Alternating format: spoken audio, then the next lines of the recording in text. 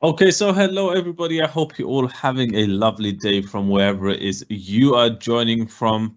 Welcome to your Microsoft Excel level 100. So essentially just getting started with Excel. So before we go into actually what we'll be covering today, I have to go through some team live event formalities. And the first one is letting you know that we are using team live events. Now, what does that mean? That means that your microphone and your camera will be disabled throughout the duration of this training session today. The only form of communication between you and us is through that Q&A option, which we'll go through momentarily. But before we do, let's look at what options you have at the bottom of your screen. So first and foremost, you have your slider icon, so you can drag it backwards and forwards as much as you want. Why might you do that? Because I may have spoken about a feature that you might want to hear about, understand further, or listen to it again. So you can drag that icon back to where it was said or spoken about, where you can then watch it back again. We can then go ahead and use that live pause and play button. So if at any point in time, we might want to get a drink of water, quick bite to eat, or even finish this session off a little bit later, just go ahead and click on pause. And when you're ready to come back, you can play from where you left off. You then have the volume control. So if at any point I'm speaking too loud, you can go ahead and turn me down. And if I'm speaking too quietly, you can go ahead and turn me up. We can then jump over to the other side where we can turn on or off our closed captions. And that's just adding reading aids to the bottom of our live event. And it will look very similar to how you can see it at the bottom of my slide. But I'm going to go ahead and turn mine off, and you can go ahead and turn yours on. We can then jump into our settings cog icon here where we have 4 different options. First one being the playback speed. Second one, turning on or off your closed caption and subtitles. The third one being this closed caption and subtitles settings, where you can change the text size, text color, and also background transparency. Now, the last option within that settings cog is actually quite important because it often comes up in the Q&A. Now, that last option that I'm talking about is the qualities tab. So if you find that your video is a little bit grainy or a little bit blurry at times, just go into the settings cog, jump into the qualities tab, and adjust the quality to what you expect it to be at. And then lastly, you can go ahead and go full screen for a more immersive experience. Do remember, if you do go full screen, you will not have access to that Q&A option. So what you need to do is just exit full screen mode, go to the top right hand corner and look for the icon that looks like 2 speech bubbles with a question mark in it. And this brings me nicely over to the Q&A. So if you click on that icon there, it will open up this panel on the right hand side of the screen, where within there you have your featured area and your My Questions area. But how to send a question in? First and foremost, you want to pop your name in, which is completely optional, by the way. So if you don't want to put your name in, that's completely fine. Go ahead and tick this post as anonymous box. Go ahead and ask your question and click on this paper airplane icon. Now, once you click on this paper airplane icon, your question will go straight to your My Questions area, where Claudia and Candy will be answering your question, and they can answer it privately, and I'll introduce them in a second. But if they feel like your question and the answer to your question will greatly benefit everyone in the audience today, they also have the power to publish that question out live, where it will then be found in the featured area. So keep an eye on your questions in this tab here, and then your featured area in this area over here. So if anyone that has just joined, we are going to be going through the Microsoft Excel level 100. Do remember, your microphone and your camera will be disabled throughout the duration of this training session today. And we also do want you to also want to know where you are connecting in from. So send us in a hello, let us know where you're joining from, maybe what the weather is like there. I'm joining in from London. I'm working from home today, and it's looking like a blue skies outside, and the weather is actually quite nice, surprisingly. But also let us know where you're joining from, just so that we also know that everything is working well on your end. But let's add a face to the voice. So hi everybody, my name is Hader. I'm one of the training associates at the Microsoft Experience Centre in Oxford Circus, London. And like I just said, I am currently working from home. And I will be your host for today. So for the next hour or so, you'll be hearing my voice. I don't know whether that is a good thing or a bad thing, but I'll leave that for you to decide. We do have the amazing Claudia and Candy with us here today. So I'm actually going to pass it over to them so they can go ahead and introduce themselves, let us know how they're doing and what their role is for today's session, and also what the weather is like. So Claudia first. Hello, sunny, definitely sunny here in London. Welcome everyone to today's workshop for Microsoft Excel, how to get started with Microsoft Excel. I hope you will enjoy this training. As Haida mentioned, we will be supporting here in the background. So if you see those messages coming through the Q&A, just know that it is from myself and Candy. We will be the moderators for the panel. And also, if you have any questions during the demonstration, please feel free to put them in the Q&A panel, as I will be answering them as we go along. Now I'm going to pass it over to Candy so she can say a few words as well. Thank you very much. And the weather here in Kent, it is looking rather sunny, a little bit of clouds as well, but I'm not a weather woman, I'm sorry. But welcome on in. My name is Candy. I'm one of the training associates at the London Experience Centre, and today I'm going to be your moderator alongside Claudia here. If you've got any questions, please do reach out because we are here to help. But Haida, back over to you. Perfect. Thank you very much, both of you. Both of these individuals, Claudia and Candy, have an ocean of knowledge about the topic that's going to be discussed today. So if you do have any questions, like they said, do keep them busy. We do like a good interactive session. So at any point in time, if you want me to demonstrate something again, pop that in the Q&A, and then Claudia or Candy will then interrupt me at any point in time to go through that again. More than happy to do that. But also, if you have any questions, do let me know as well. And I can see we're getting some comments coming in of where they're joining from. So welcome. Thank you for being here. But let's go ahead and get started with our session today. So what we're going to be covering today. So like I said, this session is getting started with Excel. So we're going to be going through the basics of Excel. Now, we're not going to be going through every single feature within Excel. We're actually going to be working through an Excel workbook, which is going to be shared out with you in the Q&A, where you can download, and I'll show you how to do that once we finish with the presentation. But from there, we're just going to be working and using formulas, functions, data validation, and just overall just working with data as a whole. And also what I've done is I've added in one small advanced feature just to show you what Excel is actually capable of doing. And that feature is called Vlookup. Now, it might sound like a scary feature, but I promise you it's probably one of the better features that I'm going to show, one of my favorite features that I'm going to show you here today in this session. But without further ado, I don't like to spend too long in the PowerPoint presentation. I like to go straight into the demonstration environment where we can spend majority of the time there and make the most out of this session today. But firstly, what I'm going to ask you to do is, if you do want to follow along with us, we did put a link in the Q&A, which will take you to an internet browser, an Excel online, for you to download a copy of the workbook that we will be using today. Now, what I'm going to do is I'm going to just briefly just show you what that looks like and what you will need to do.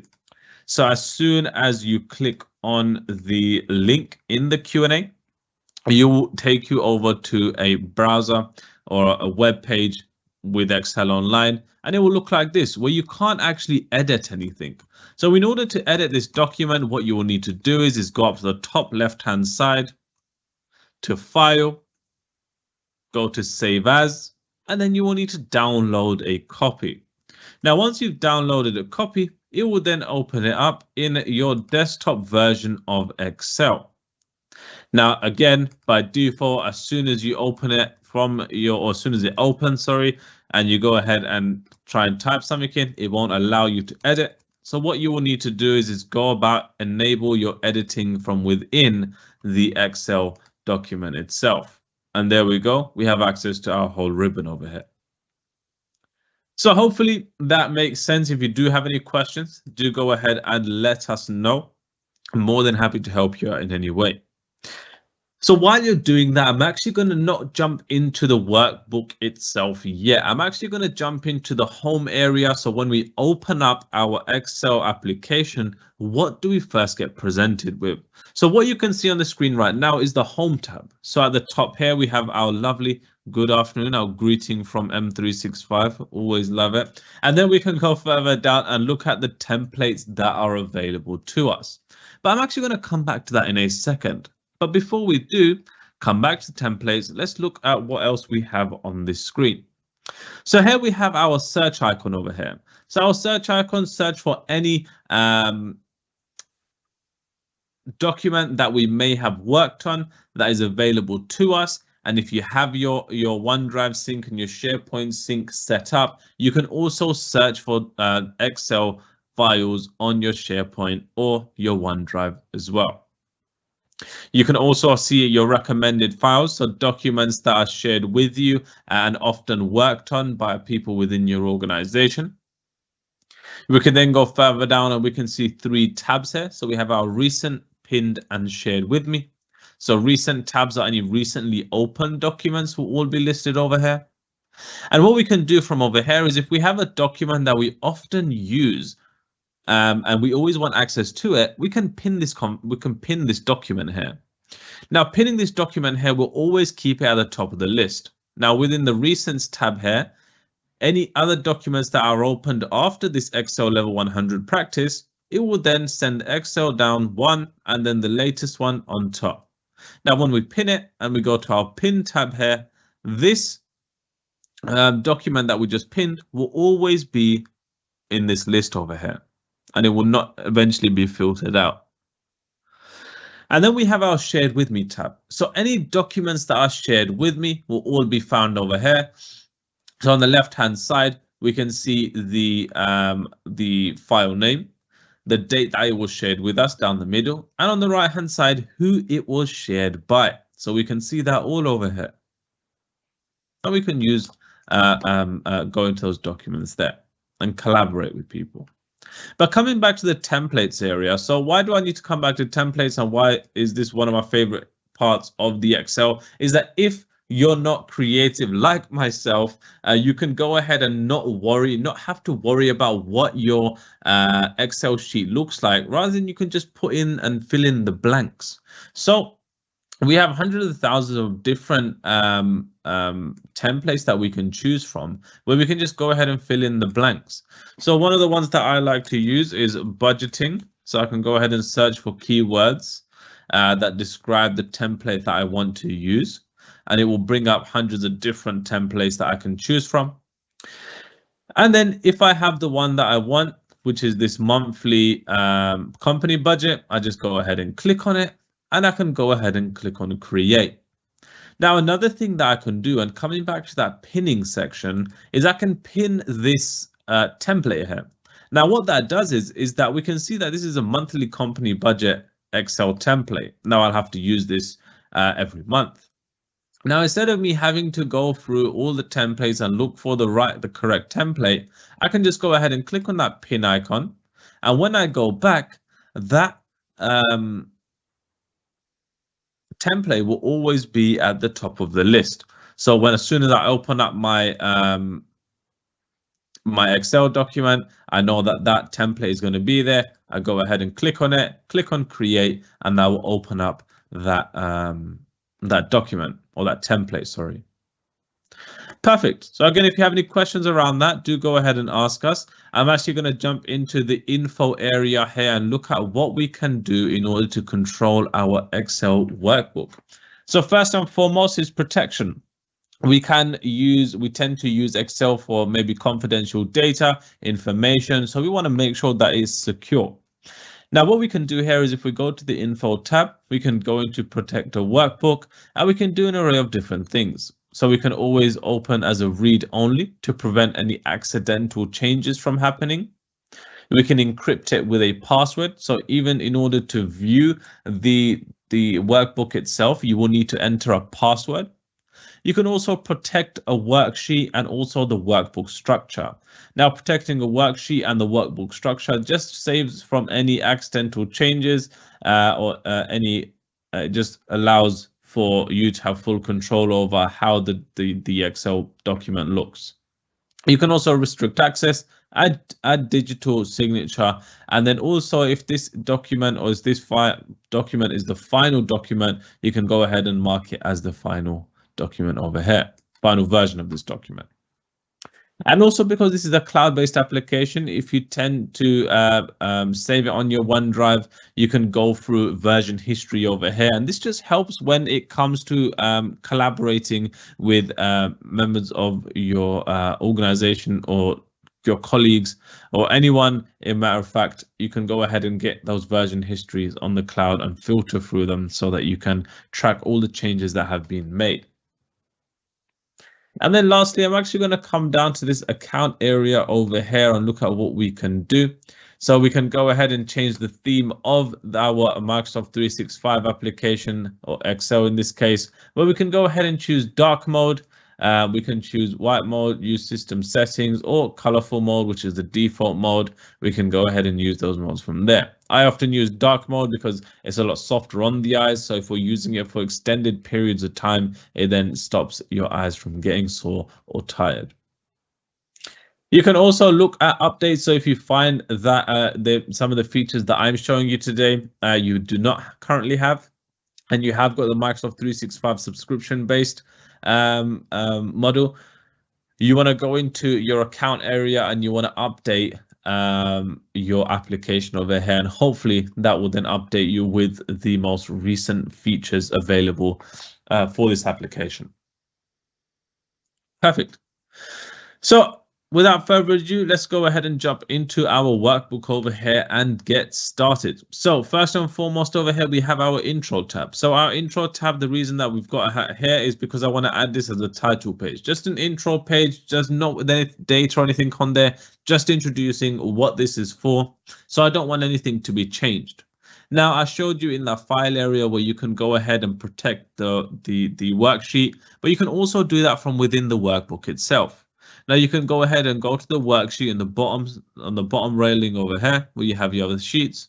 Go ahead and right click on the worksheet itself, and then you can go ahead and protect that sheet from here. Now, if we want, we can go ahead and protect it with a password, so we know that no one can go in there and unprotect it and change the worksheet itself. Or if we just want to make sure that no one makes any accidental changes, we can just go ahead and click on OK. And then if we try and add some text into a cell, it will say that we were trying to change a protected sheet. Now, in this case, if you do want to come back and change it, all you need to do is go right click on that worksheet again and click on Unprotect Sheet.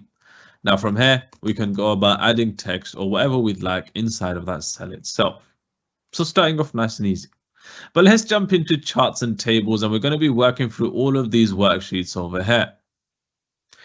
Now you may find that, and apologies if my, it should be the same because I downloaded this just now, but if it isn't the same, the formulas should be the same. Sorry, if the workbook isn't the same as the one that you've got, the formulas should be the same, but I did download it from the link itself, so it should hopefully be the same.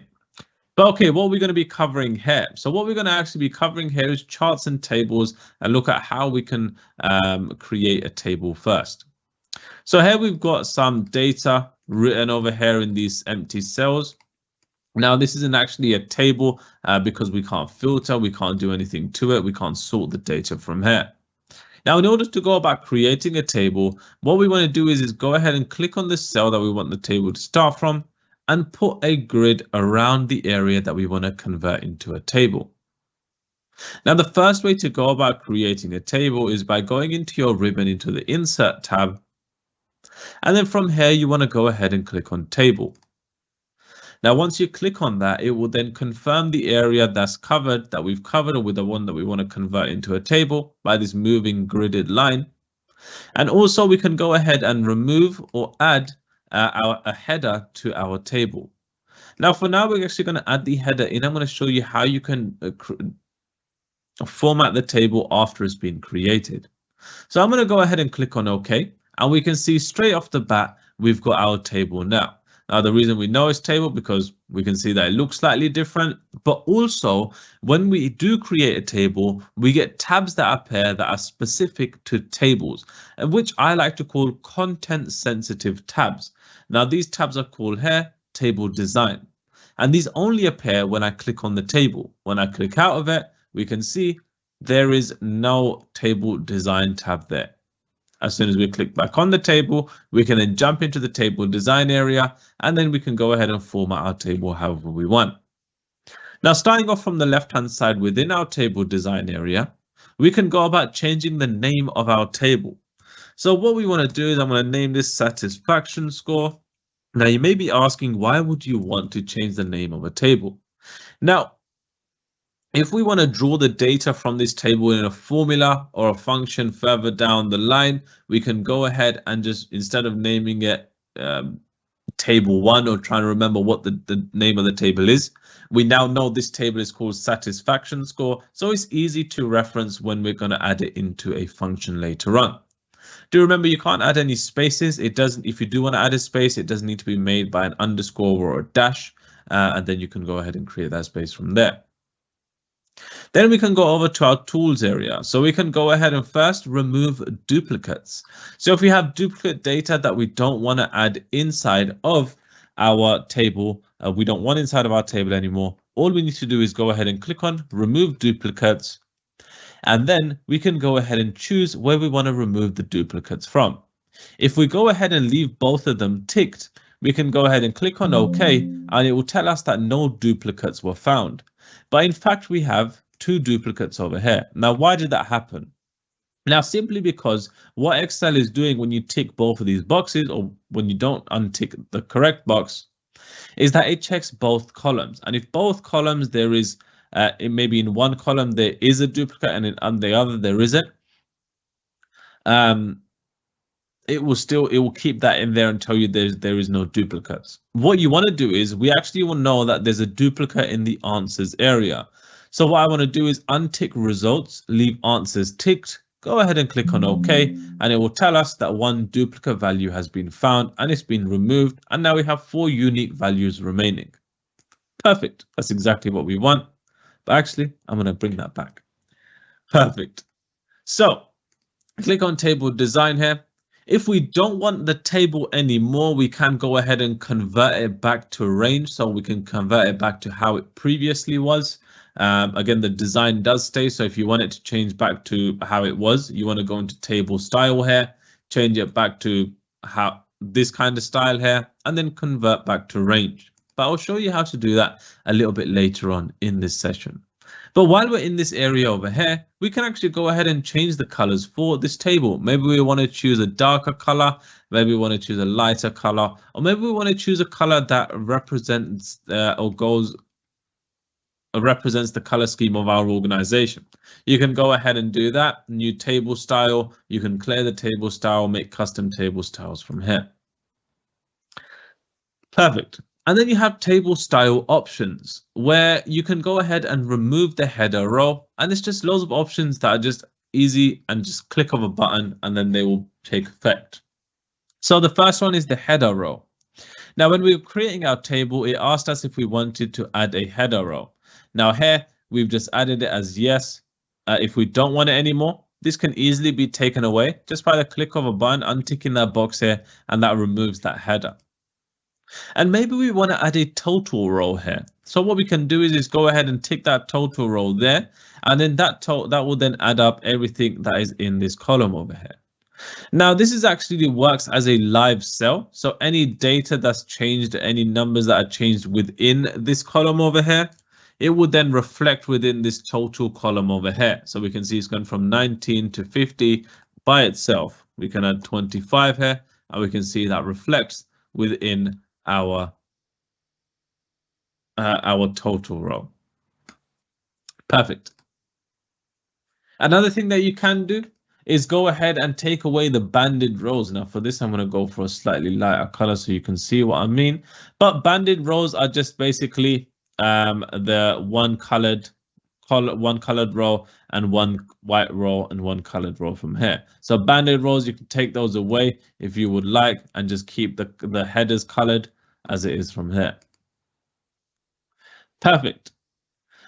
Another way that you can go about creating a table is if you go about putting a grid or box around the area that you want to convert into a table, you have a tab here called Quick Analysis. Now, when you click on that Quick Analysis in the bottom right hand corner of the area that you just covered, you will have some quick shortcut options that you can choose from. So we can go into tables and we can go ahead and create a table straight away from here. So a really quick and easy way. And very similarly to the table that we just formatted, you will have that content sensitive tab up here called Table Design. Perfect. So What we can also do with these tables is we can create charts. So now that we've created our tables here, I want to go about creating or visualize the data in this table. Now, in order to do so, again, the first way to go about it is by clicking on the table itself, going to insert, and then go ahead and click on recommended charts. I would also actually recommend highlighting the area that you want to convert into a chart first, just to be sure, and then go ahead and click on recommended charts. Now, what Excel does is Excel got AI power in here, and what it does is it looks at your table and it then opens up and it recommends you some charts that it would recommend with what kind of data that you want to display. But if, let's say, these really don't fit in with what you want to show or how you want to represent your data, you can go into all charts tab here and you have all of the different charts that you have available to you. Now from here, we can go in there. For example, if we want a column chart, I want a column chart, but I want a bit of a 3D one. So I'm going to go ahead and choose this one over here. Now, once you click on that, we can go ahead and click on OK, and then that will then create a chart directly from our table over here. Now, once this chart has been created and maybe you want to change some data sets within your table, you don't need to worry. This still acts like a live table. So again, any data that's changed within the data source, it will reflect within the table itself. Another question that often appears is that in this session is that if we want to export a chart, does it still act like a live chart? So let's say I want to copy and paste this chart into a PowerPoint document. I can go ahead and do so. And if I want to go ahead and change any data within the data source, it will not only reflect within the chart within the Excel workbook, but it will also reflect in any charts that have been exported and added to any Microsoft applications. So you don't need to worry about having to copy and paste or re-export that chart again. Another way you can go about creating a chart is by going ahead and putting a grid around the area that you want to convert into a chart. We then jump back into our quick analysis tab, and then from here we can go ahead and create a chart from here. And again, it will recommend you charts that you can hover over and it will recommend some. So we're going to go with line 1 over here, and then it will create that chart from here. Now, very similarly to the table area, we have content sensitive tabs that have appeared. Now from here, we can go about creating a quick layout. We can change the layout. Maybe we want to represent each line within this line chart. We can go ahead and click on that. Looks a bit messy, but we're going to go with that for now. We can then go ahead and change the color schemes over here. Okay, maybe not that one. We're going to go with a different color one. And then the table style, we're going to go ahead and choose this one here. It really pops within this worksheet. And maybe if we want, we can switch the columns and the rows so we can see the months are changing here. And what it's done is put the month in color coded and then the departments in and the column itself. And maybe this chart doesn't really work for us and we want to change this chart as a whole. It's as easy as just going ahead and clicking on change chart type. They will then open up that charts window here where we can go ahead and choose from loads of different charts over here. And then it will automatically load that into our Excel sheet again. And there we go. It will automatically replace itself. We can then go into the format tab over here and we can change the outline if we want to add a colored outline here. Maybe we want to keep it as it is. Maybe change the background shape, fill color. Maybe you want to add any outline or some word art to it. Oh, maybe the wrong color to use, but you can go ahead and choose that from here. Lastly, if your title of your chart doesn't reflect what your chart is showing, we can go ahead and change that there. So we know that this chart over here is actually called satisfaction score. This table is called satisfaction score. So we're actually going to name this satisfaction score. Now what this does is this allows anyone who's looking at this workbook to know what data this represents. Perfect. So before I move on to monthly expenses, I do want to stop here to see if we do have any questions, anything that needs to be answered or covered, or anything else that needs to be shown. So over to you, Claudia. Thank you so much, Haida. So far, so good. We haven't received any questions at all regarding the showcase that you've done so far. Instead, we have received a lot of messages from the audience. We've got 32 attendees here with us from all over the place. We've got people from Edinburgh, from New York, from Florida, from London as well. So yeah, there's a mixed audience, I would definitely say. But I think everyone's just following along. Hopefully they are practicing as well. We can continue for now. And then if you want to make another pit stop at some point, maybe we will receive some questions in the meantime. Perfect. Thank you very much, Claudia, for that update. So yes, I'm going to stop periodically after every worksheet that we've worked on to see if there's anything that you want me to go over again, anything that you want me to cover again. But we've still got a lot of information to cover. So what I'm going to do is I'm going to move on over to our monthly expenses area.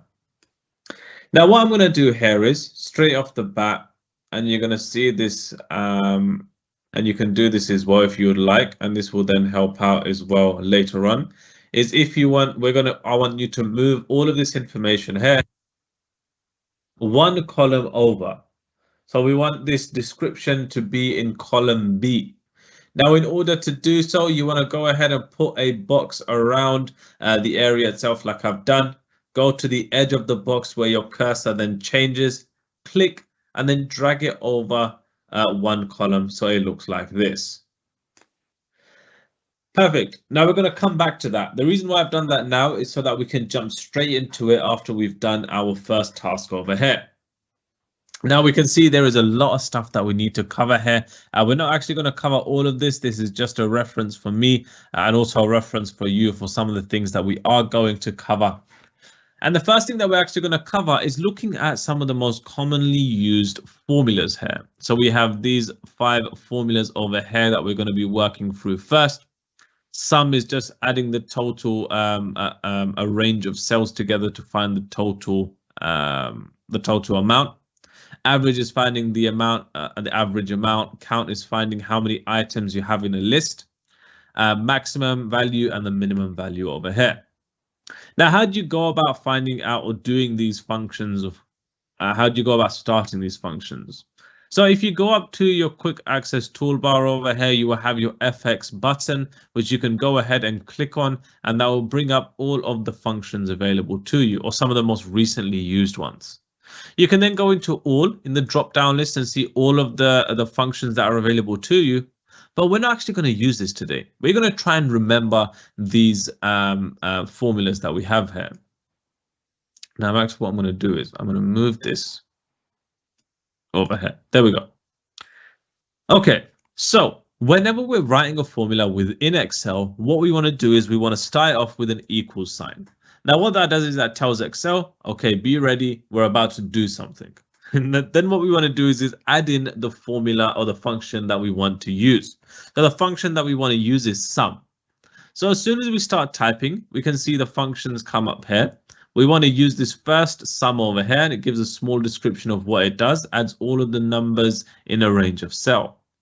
What you want to do is double click on it, and then it will ask you to add the numbers in.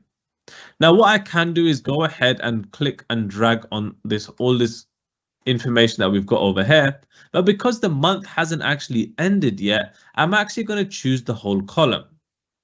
Now I'm going to show you after we finished with this, which is why I've chosen the whole column over just the amount of items that we've got here. So everyone, go ahead and choose that whole column, close the bracket off so it looks like this. So equals sum, open bracket, C to C, and then close the bracket. Once you're done, click on enter, and that will give you the total value of all of the items or all of the items in your list so far. Now, the reason why I've gone about choosing the whole column over than just the number or the amount that we've got over here is that if we go about adding some more values or data into this C column here, it will automatically update that sum total. So when I add in 56, we can see that changed from wherever it was before to 309. We can go ahead and add 45, and that will then update automatically from here. And we can see that straight away. And now that is the benefits of choosing the whole column over than just the range of cells that you have visible. Perfect. Now working out the average, again, equals sign, we want to type in average, open the brackets, and what we want to do again is choose the whole column again. So in all of these functions that we're going to use, and I'm going to show you these 5 functions, is we're going to choose the whole column. Now, what we want to do here is close the bracket there, equals average, open the bracket, choose the column and close the bracket, then click on enter, and then it will tell you the average there. And I know that's quite a long number, but I'll show you how we can change the number type after. And then what we want to do is we want to go into count. So the reason why you might want count, and for me is super easy. It's good. I can go in here and see that I've got 22 rows. So how does it mean I've got 22 items in my list? Actually, it means that you've got 21 items in your list. The reason being is because it doesn't include headers here. So what I can do is go ahead and click on equal sign, click on type in count, sorry, open the brackets, add in the whole column, close the bracket, click on enter, and like I just said, it won't tell me 22, it will tell me 21 items in my list. Because again, it doesn't include that header in here, so the headers of the column. Perfect. Now, maximum and minimum, super easy, maximum value and minimum value. Equal sign, max, open the bracket, we're going to choose C to C, which is the whole column over here. Click on enter, and that will then give us, should have given us the whole value here. You can see I did one too many A's in max, and we can see the maximum value is 56 over here. And the same thing goes for minimum. So equals minimum, and we're going to choose the whole C column again. Click on enter, and that will tell us that the minimum value here is 25. Perfect. So now we've worked out all of these areas here. Now we can see some of these numbers are quite strange and quite large, a lot of decimal points here. So how can I go about sorting that out? So we know the sum, the average, the maximum and minimum are actually currencies. So it's actual currency money, and I want to change that to reflect within these cells over here. Now, in order to do so, you want to go up to your ribbon over here. You want to go to your home tab, which we're currently in. And you want to follow this area down, straight down, almost to the middle here where we have our number area. So just where my cursor is. And you're going to go into this drop down list over here. Now, from this drop down list, you want to click on the cell here. You then want to click on the drop down list and choose the number type. So in this case, this is a currency.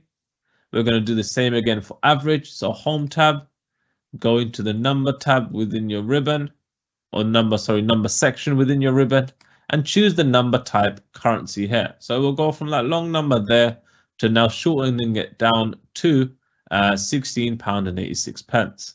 And we can go ahead and do so with this as well. We're going to leave count to just a general number, simply because it's not a currency. It's just telling us how many items are in the list. Perfect.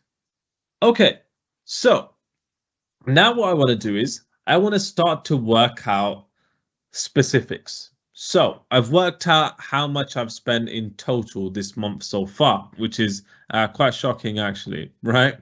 And the month hasn't ended yet. But what I want to do is actually go ahead and start working out and seeing how much money I've spent on food, homeware, miscellaneous, services, and transport. Okay, so in order to do so, I actually need to create a categories tab. So I'm going to go ahead and add categories over here. we can go ahead and as my Excel frozen up a little bit here. There we go. No, we're all right. Okay, I'll move that over to the middle a little bit. Okay, now what we can do is go about adding these options in, or these categories in. So here we can go ahead and add food, miscellaneous,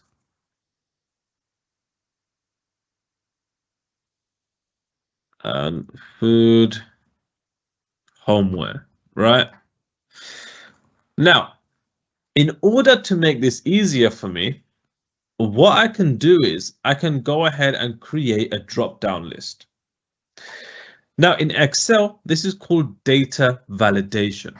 Now for me, it's not going to take long to add some categories in over here because I've only got 21 items in my list.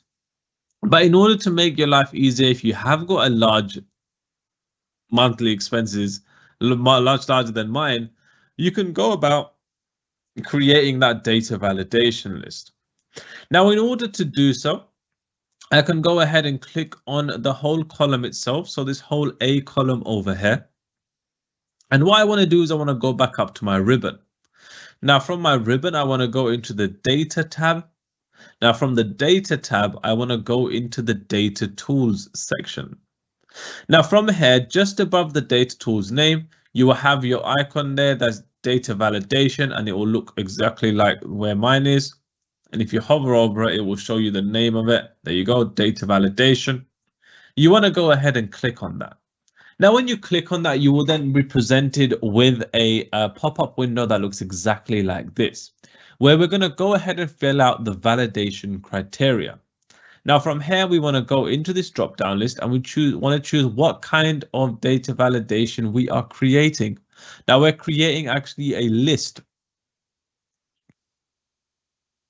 Now, from here, in order to add our list in, okay, we've told Excel or the data validation tool that we want to create a list. Now it's telling us, okay, the information that you want to add inside of the list, where is that located?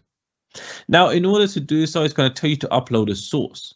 Now, this could be on your current worksheet. I've actually got a categories tab, a worksheet down the bottom here, specifically for my categories that I want to add in. Now, what I can do is I can either go ahead and hover over the current categories I got there, or I can choose the whole column. And again, once I've done it, I'll show you why I've chosen the whole column rather than choosing just the 5 items in this list. Now, once you've got that area covered, you want to go back, expand this window, go ahead and click on OK. And that will then add a drop-down list to each and every cell within this A column. So when we go ahead and click on this arrow icon over here, drop-down arrow, we will see all of the items in our categories list, all within our list over here. So Deliveroo is food. We can just go into each cell over here. Homeware. We can go ahead, put transport. But what if I want to add more categories to this list? Now, if I go back to my categories worksheet, you saw me choose this whole column rather than just the 5 items. Now, in order to go ahead and add more, because I chose the whole column, I can just go ahead and just type in leisure here. Apologies. And click away, and then it will automatically add it to my drop-down list. So when I go back to my monthly expenses, I click on the drop-down arrow and it will then add it in over here. But not only that, it will then also add it to my total area over here as well. So anything that's added into my categories. So if we just add sports, we go back to our monthly expenses, it will add that to this total list. And then it will also add it to my drop-down arrow here. Now, this is a slightly different formula that we're not going to cover today, but it's just a really cool thing that you can do using the equals proper function. But okay, so now we've got a few things set up. Now what I want to do is I want to work out how much I've spent in each category this month. So what I'm going to do is I'm going to go ahead and just label a few things. leisure over here. Okay, so first and foremost, I want to find out how much I've spent on food. Now, how do we go about doing that? What you want to do is click on the equals sign, and you want to type in, and we're going to use the function called sum if. So sum if. Now, sum if is what adds the cells specified by a given condition or criteria. Now, our criteria is this over here, so food. But there's a way of going about constructing this formula over here. So first thing it needs is the range. So first what it wants to know is, where am I going to look for the criteria? So we're actually going to look through the categories area. Now, in order to create our next argument, you want to split it or separate it via a comma, like I've just done over here. And then it's going to ask you for the criteria. So in this case, it's food. So when we're adding a text or word into a formula, you want to add them into speech marks. So we want to add food, close the speech marks, click on the comma tab or the comma button, and then it's going to ask you for the sum range. Now the sum range is just the C column. Perfect. Close that bracket, click on enter, and then it will tell you that we've spent £170 in total on food. Now, the good thing about this tab or this formula or this sum if is that anything now that is assigned as food will automatically be added to the total value of this food cell over here. So we can go ahead and add food in over here, and then it will automatically add it to the total value here. Now I'm going to do one more before we move on because I am conscious of time. So I'm just going to do homeware. So equals sum if, open the bracket, and it's going to tell us what we need to do. So the range is this A column here. So the range is where the formula is going to look for the criteria. And now what is our criteria? It is homeware. And we remember we need to add that in speech marks in order for the formula to work. So homeware, close the speech marks, comma, to let our set up, I'll put in our next argument, and our last argument is the sum range. So it's just this C column over here. Close the bracket, click on enter, and that will give us a total value of £39.59. Okay, so I'm going to stop here very briefly to see if there are any questions, anything that needs to be covered. But again, I am conscious of time, so I do want to make sure I get through this whole workbook. So over to you, Claudia. Hello, and thank you for stopping by. We still don't have any questions coming through the Q&A, so I think it's just a reflection of how well you're explaining and demonstrating everything to the audience. We're good to carry on so that we can cover whatever other points are left from the workbook. Great idea, Claudia, and thank you very much. And hopefully that is the case, actually. Hopefully you're following along okay. I'm explaining it well. Do let us know if you need me to re-explain something. I know, sorry, excuse me, that some of the things that I'm saying and some of the features that I'm explaining are sometimes a little bit hard to understand and sometimes just need another explanation. So do go ahead and ask me. More than happy to go through that again. But let's go over to our next worksheet over here. Now in this space over here, I'm going to talk about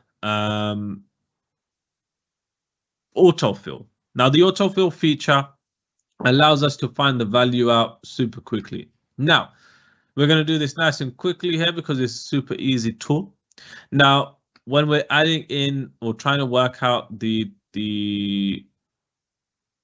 total value and we want to work it out for every one of this row over here, what we can do is we can go about timesing these numbers together. So simply equal sign, we want to do 15 times 3 will give us a total value of 45. Now what I want to do here is I'm going to go ahead and click on the cell, and in the bottom right hand corner of that cell we have a bold square there.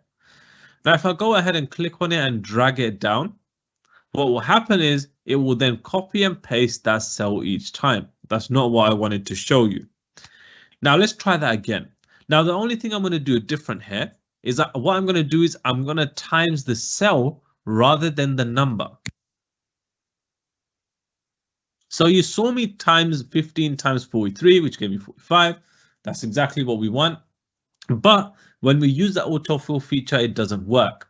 So what I'm going to do is I'm going to choose D10 and I'm actually going to times it by E10. And I'm going to click on enter. And of course, it will give us the same value or the same total 45. But now when I go ahead and click on that square and drag it down, it will give me the total value of each row. So now when we click on each cell over here in the total row, it will then reflect in the row. It will reflect the cell in that row. So D13 and E13 times those together, and then it will give you the total value in this cell over here. So a really cool feature of just working things out super quickly. And then lastly, how does autofill work within a table here? So we've got some data over here that's not actually in a table yet. So we're going to use our quick analysis tool, go into our table area, click on table and convert that into a table there. Perfect. So now what we're going to do is we're going to do something super similar. Now, we are going to times the cell rather than the number. So we're not going to do 25 times £12.99 or whatever you want to add in. We're actually going to times the cell. So we're going to do the inventory count times the unit price and click on enter. And the good thing is maybe not that. Okay. I think I may have done it slightly wrong, so apologies. Let's try that again. I think I may have pressed an extra button there. But let's go ahead and click on equal sign times that. There we go. I think I accidentally clicked on the inventory count header. Times that by the unit price. And then that will give us the total value of that row, but automatically autofill this whole row over here. Now, if we want to find out the total inventory value, do remember you have your table design area. So you can go in here and you can add a total row to your table over here just with a click of a button. Now, if any values change within here, so you want to change it to 45, it will not only change the value in this inventory value area, but automatically change the total row over here as well. So super effective tool. And again, you have your styling options, so you can go ahead and change your banded rows over here. But one thing I did want to show you that I told you I'll show you later on is actually changing your table back into a range. So changing it back to its original form. So what I'm going to do here is actually I want to add the total row in there. I'm going to take the banded rows out. I'm going to make an empty table over here. Now I want to change it back to static data, not a table. Now, once I've done this, don't want it to look like a table. I just want it to be some static data. I want to go to convert to range, and then it will ask me, do you want to convert the table back to normal range? And I'm going to click on yes, and we can see that it's gone back to being static data. So when I click on the area itself with all the data, there's no content sensitive tabs that appear. So now it's showing, now indicates that this is all just static data here. Now I'm going to go and reverse it back to being a table a second, and I'll show you something called conditional formatting. So another way of representing your data. So we can use something called data bars. So data bars just show, let's just choose this whole column here, over here. And I'm going to show you how data bars represent data. Now automatically the highest value will be the maximum data bar, and then the other numbers will compare to that number there and represent it using a data bar. But you can go ahead and set up rules. So if you want to go into data bars and set up rules for data bars, so if you want it to be a maximum value or a minimum value, you can go ahead and set that up there. So maybe 500 is the maximum value and 0 is the minimum value. So then it won't show 324 as the maximum value over here. It will show you that you're still quite far away from 500, which is the maximum value. Perfect.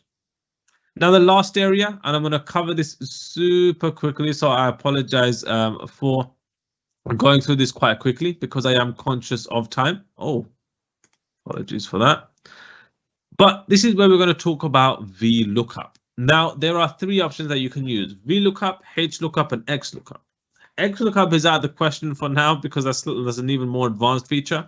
But VLOOKUP and HLOOKUP, one stands for vertical lookup and the other stands for horizontal lookup. The one you use depends on how your data is represented. So in our case, we're actually going to use VLOOKUP because our data is represented vertically. Whereas if our headers were on the left-hand side here, our data would be represented horizontally.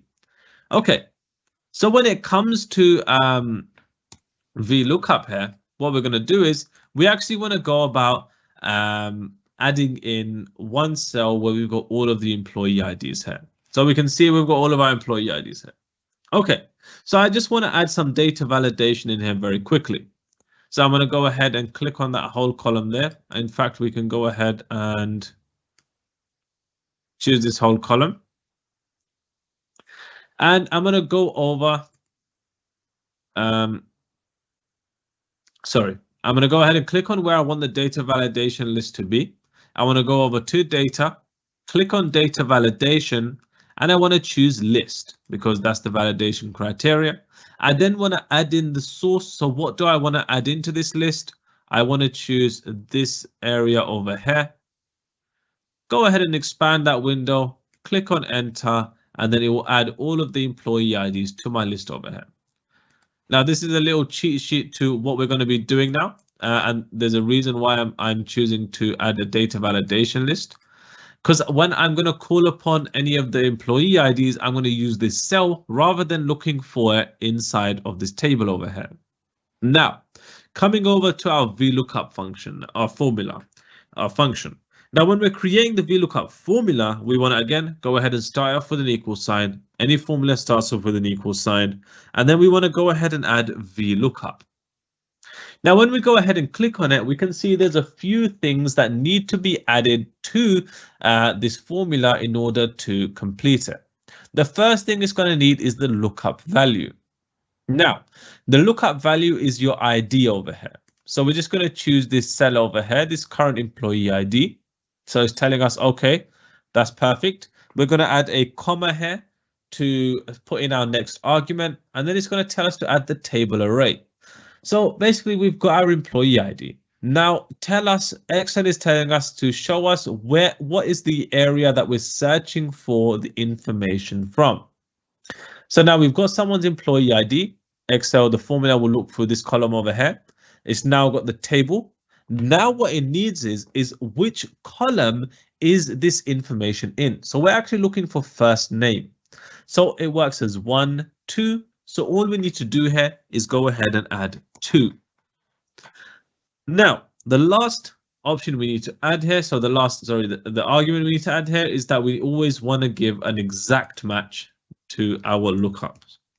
Close the area, click on enter, and that will give us that person's first name. Now, the reason why I said it's a little bit of a cheat sheet to add some data validation here is because if you go into this drop-down list, change the employee ID, it will then change the name of the person as well. Now, I know we've gone slightly over. I'm going to do one more just so that you get a better understanding of this VLOOKUP. So apologies for going slightly over. And if you do need to leave, that's completely understandable, but I'm going to do it one more time. So VLOOKUP, and it's not going to be as long. Open up the bracket. We want to give it the lookup value. So this is the lookup value over here. This cell. The next argument is the table array. We want to go ahead and highlight that whole table there. Now the information that we're looking for is department. So that's in column 1, 2, 3, 4. So column 4. And then the lookup range, the range lookup is an exact match. Close the bracket, click on enter, and it will tell us that Delbert works in finance there. And again, you go about changing the employee ID, and then it will reflect and show us the employee ID and the names and the information attached to that employee ID. Perfect. So this has actually brought me to the end of my demonstration. I really hope this was a good session. You did learn something from it. I am going to pass it back to Claudia to see if there are any questions that she wants to answer. She wants me to demonstrate. So over to you. Awesome. Thank you so much, Haida. We only had one single question from KH. They were asking about the data validation. Is there any way to change the currency unit? Yes, the currency unit inside of Excel can be changed by going to the home section. So at the top of Excel, if you click on the home tab, somewhere right in the middle where the whole general area is, there's also a sign for the currency as well, so you can change it from there. I'm just trying to say on my side, it's very, very tiny. Haida, if you try to expand the general area from the corner, from the little arrow, no, like literally in the middle where the section is. There we go. Yes. So there should be a section for currency that allows you to select dollar, pound, euros. I'm just going to try to see on my side if I can see it better. But the short answer is yes, you can definitely change the currency unit. Other than this, someone said that the presentation was super clear, so we can't get better than that. And yeah, I guess just a huge thank you for attending today's session. We hope that you learned something from it.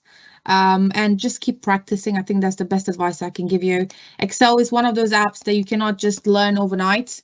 I'll definitely say you learn and you understand it better as you go along and you use it more and more. I don't know if you want to add anything else, Haida, from your side. Perfect. No, I totally agree there, Claudia. So thank you very much for that and the questions and answering that question. But I totally agree with that. I'm still learning things till this day about Excel. So you've got the workbook. Work through that workbook. The topics of each worksheet are listed on there.